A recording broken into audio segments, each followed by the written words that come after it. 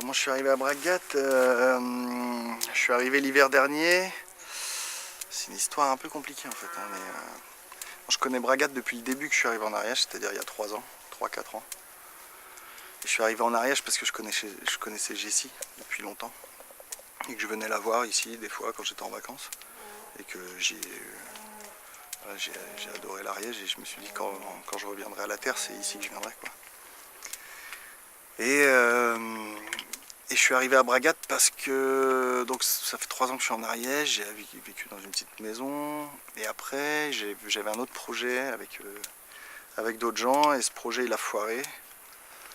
Et du coup je pétais un câble et Jessie elle a dit vas-y mais viens ici parce qu'on veut monter un collectif. Et je savais hein, depuis longtemps qu'ils voulaient monter un collectif mais moi j'étais sur une autre histoire.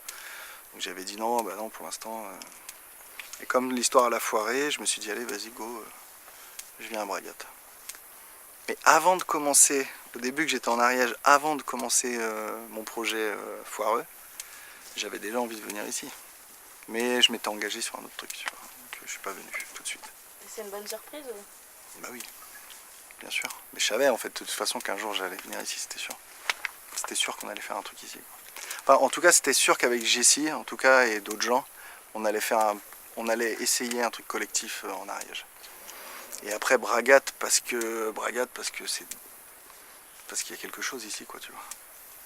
Il y a eu plein d'histoires collectives ici. En fait, le Céronais, c'est quand même un lieu où il y a beaucoup d'échanges, beaucoup de choses, beaucoup de chantiers, d'entraide.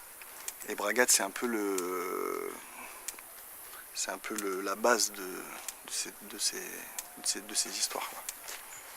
Je vais vous raconter d'ailleurs la Tosmatine, tout ça, l'espace non marchand. Parce qu'avec Xavier, quoi. Xavier, il a beaucoup bossé là-dedans, quoi.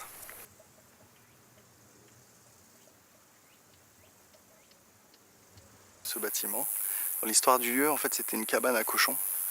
Parce qu'ici, ils faisaient des vaches casta et ils faisaient des porcs noirs gascons. Du coup, maintenant, il n'y a plus les cochons et c'est le local de la Tosmatine. Et la Tosmatine, en fait, c'est une tontine de matériel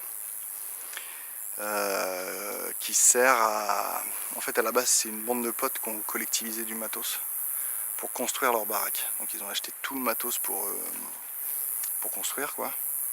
Des échafaudages, enfin, tout ce qu'il faut, quoi, des outils. Donc, tout n'est pas ici. Ici, il y a le kit teuf, ce qu'ils appellent. Donc là, bah, vous voyez, il y a des tables, des bancs, il y a toutes les gamelles pour faire de la bouffe pour 200.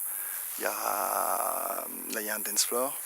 Et là, il y a un chapiteau dans le Renault Espace. Pour l'espace non marchand, par exemple, on utilise les bancs, les tables, quand il y a des fêtes, quand il y a plein de trucs. Voilà, là, il y a de quoi faire des grosses teufs, quoi.